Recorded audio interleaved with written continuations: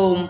வேதத்தை அனுசரித்து மகரிஷிகள் கூறிய தர்மசாஸ்திரம் புலன்களுக்கு புலனாவது, முன்னோர் வரலாறாகிய இதிகாசம், அனுபவத்தால் ஊகித்தல் என்ற 4 வகையான இந்த அனைத்தாலும் தான் சூரிய மண்டலம் உள்ளபடி அறியப்படுகிறது.